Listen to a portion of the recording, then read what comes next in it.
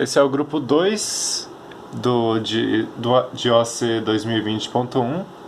Nossos integrantes do grupo são Lucas de Almeida Bandeira Macedo, que sou eu, João Pedro Félix de Almeida, João Vitor Siqueira de Araújo. Nós vamos agora apresentar o Laboratório 1.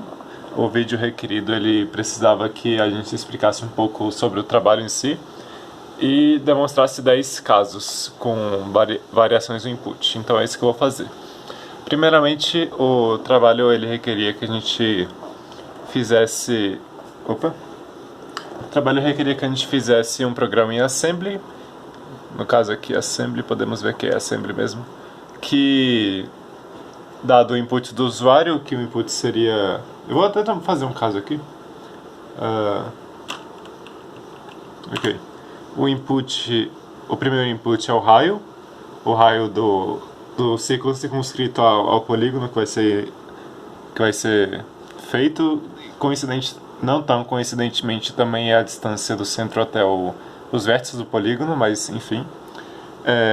Ângulo de deslocamento, eu já vou explicar o que significa. E o número de lados do polígono que a gente vai desenhar. Então aqui eu estou desenhando um polígono de raio 120, ângulo de 90 e 4 lados, ou seja, um quadrado.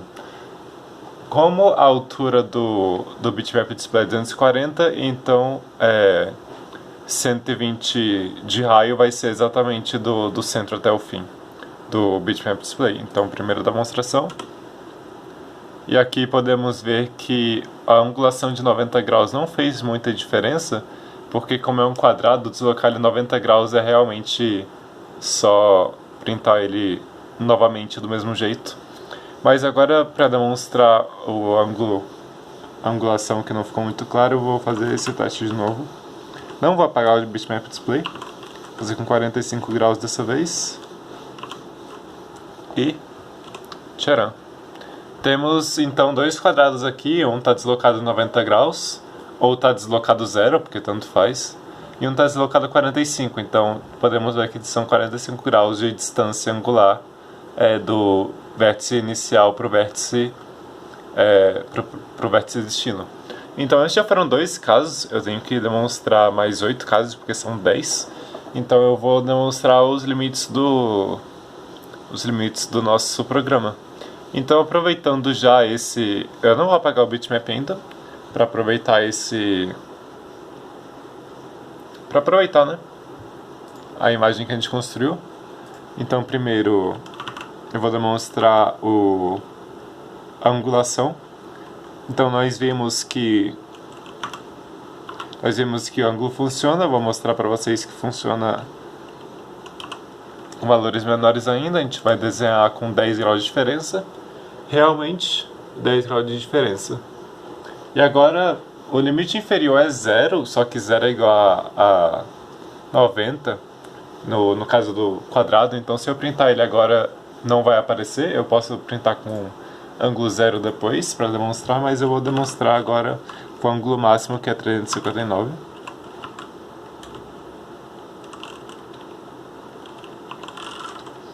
Vai ficar muito difícil de ver, então lembrando que essa linha aqui é o quadrado inicial e ele vai ser quase sobreposto por uma linha nova, que vai ser um quadrado igual de ângulo 1 grau menor, basicamente. Então a gente vai printar aqui e quase não dá pra ver, mas nós vemos, deixa eu só focar aqui, nós vemos que tem 2 linhas, então realmente tem 1 grau de diferença aqui do print.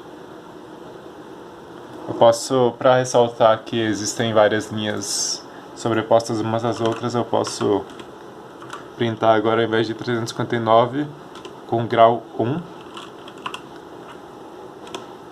para realmente ficar bem evidente que existem 3 linhas e que a gente consegue variar o ângulo de 1 em 1.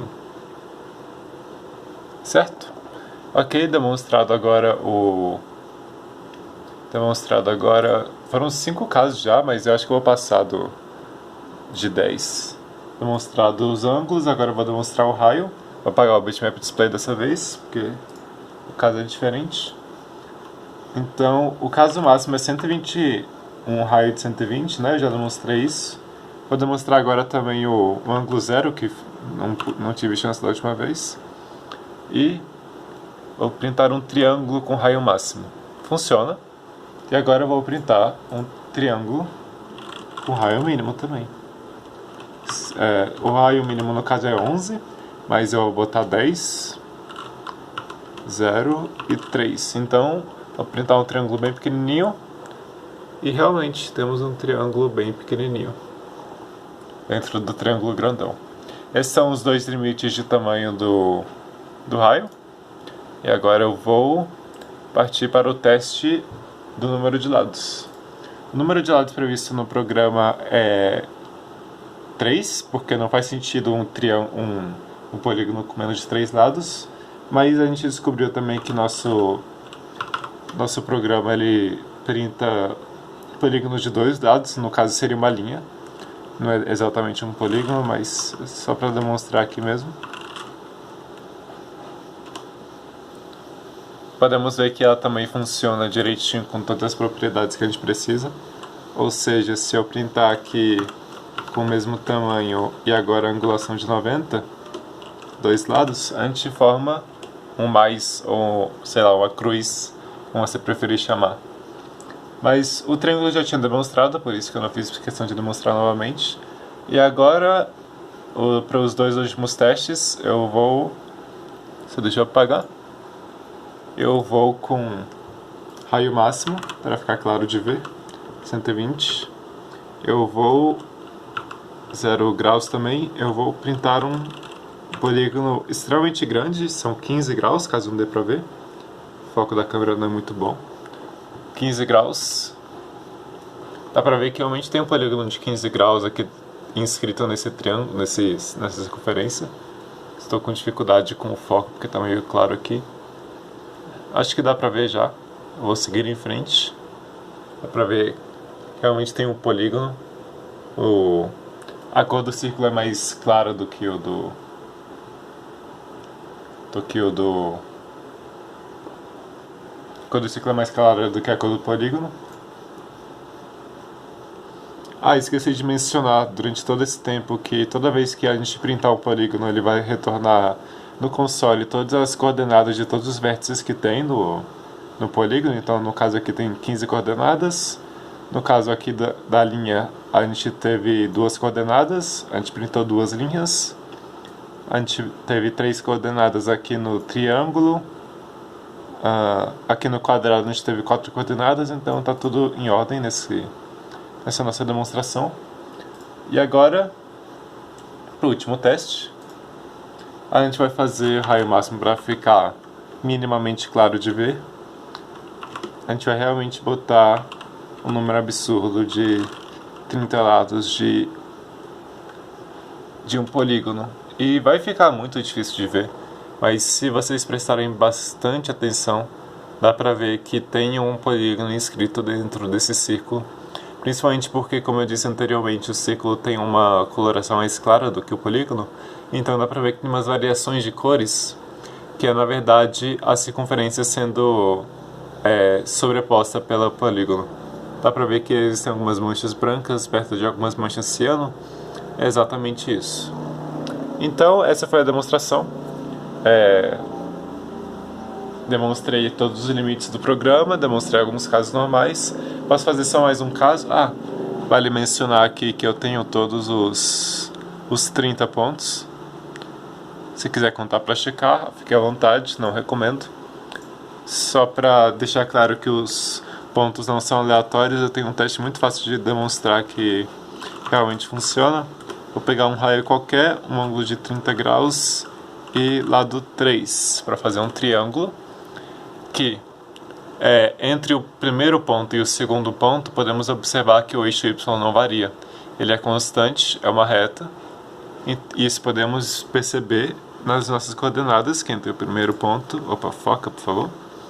Entre o primeiro ponto e o segundo ponto é constante, não varia. Portanto, a gente pode...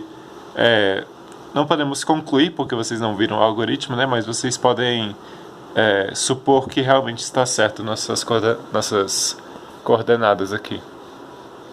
Então, dito isso, conclusão do trabalho é que realmente deu um trabalho muito mais considerável do que nós achamos. Nós tivemos que pesquisar fórmulas de fora do curso de OAC, que não estavam nos pré-requisitos, então foi uma aventura matemática realmente muito grande. Também nós encontramos fórmulas que nem sequer veríamos no curso de ciência da computação, de, de coordenadas polares e umas viagens que eu nem sequer imaginava que existiam para poder traçar os vértices, né? Traçar os vértices foi de longe a parte mais difícil, porque a partir do momento que a gente traçou os vértices, a gente conseguia ligar eles pela função ICAL 47 do System 21. E também para printar o círculo não foi nem um pouco difícil, porque é realmente só printar um polígono normal, que nem esse triângulo, só que com vários lados. Então, foi uma aventura matemática muito mais do que uma aventura computacional nesse caso. O laboratório foi bem interessante. É isso.